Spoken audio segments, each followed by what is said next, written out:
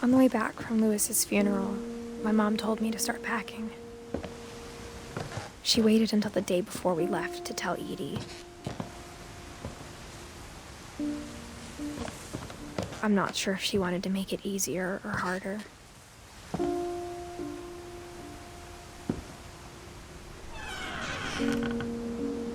I wish we'd stayed. But I understand why we left.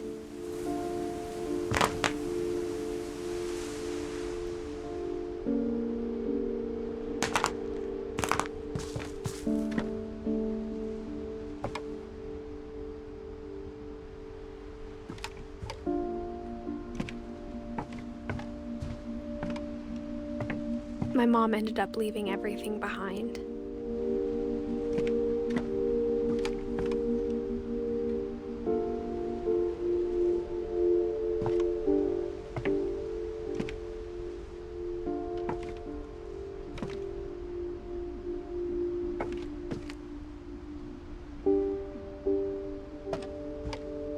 What happened that night had been coming for a long time. Maybe it should have come sooner.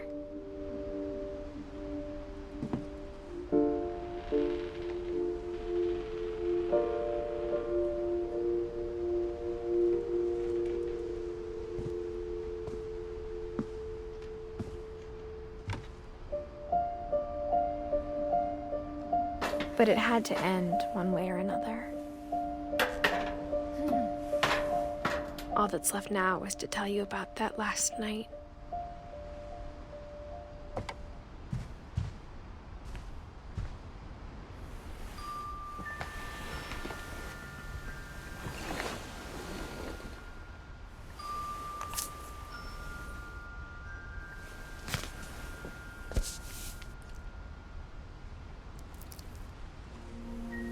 That whole last day, Edie just watched us pack and didn't say a word.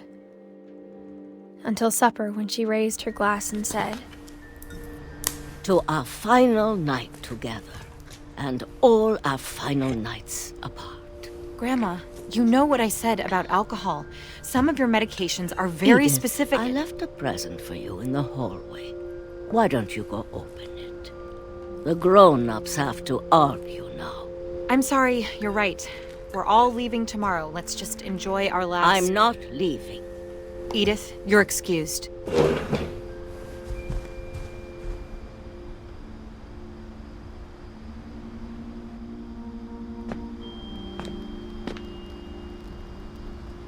The power had been shut off that morning, but Edie always had plenty of candles.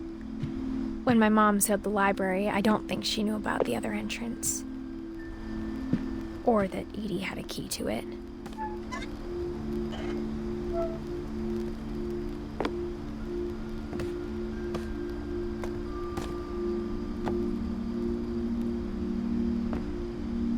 That thing you're afraid of isn't going to end when you leave the house. Edith has a right to know these stories. My children are dead because of your stories. I think it's best if Edith and I leave tonight. We'll have the nursing home send a van for you in the morning, okay?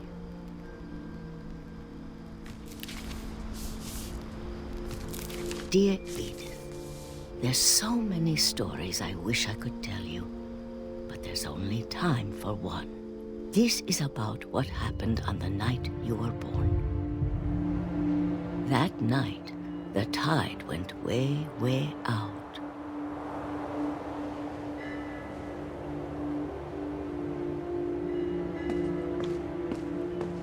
It was the first and last time I ever saw the old house aground.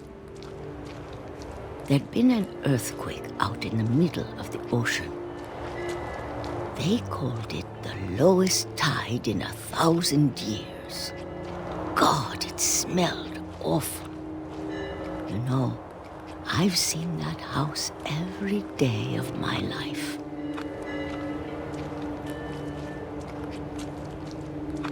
But I never thought I'd go back to it. When the fog rolled in, I lost my way.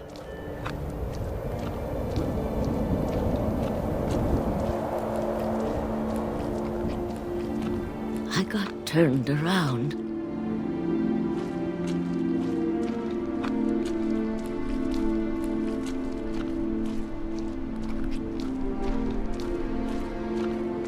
For a while, I wondered. I started seeing things.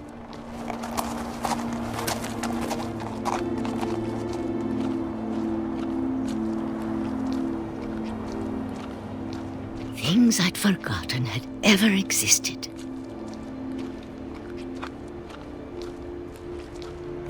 But when I saw them, they felt like old friends. That night, a lot of things came back to me. Or maybe I came back to them.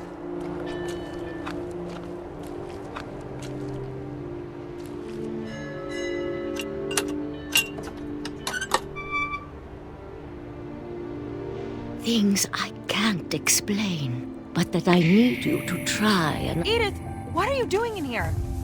It's mine. Edith! Mom, you're gonna rip it! Let go!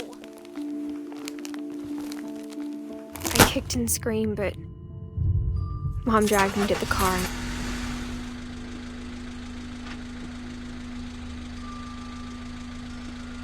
I never saw Great-Grandma Edie again. The next morning, the van came to pick her up, but she was already gone. After that, we moved around a lot.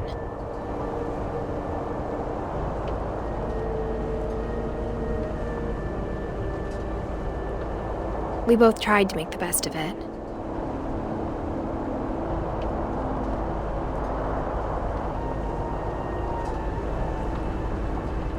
A few years went by.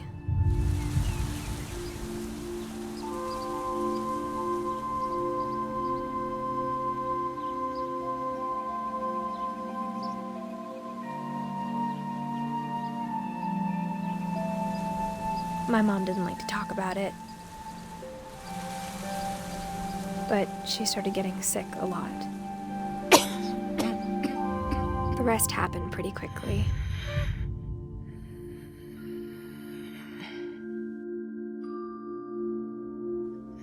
She got better for a while, and then she didn't. And then I was alone. The last Finch left alive.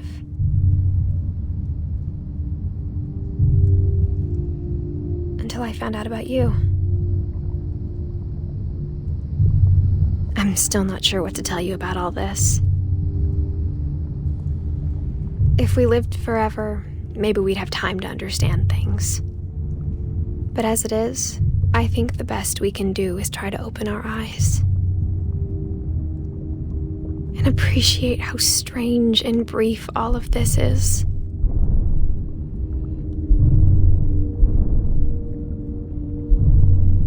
This journal was supposed to be for you.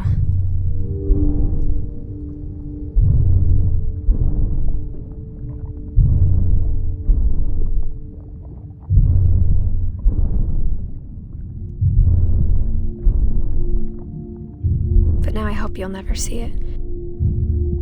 I just want to meet you and tell you all these stories myself. But I guess if you're reading this now, things didn't work out that way.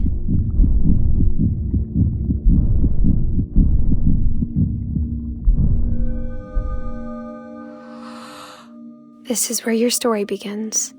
I'm sorry I won't be there to see it. It's a lot to ask, but I don't want you to be sad that I'm gone. I want you to be amazed that any of us ever had a chance to be here at all. Good luck.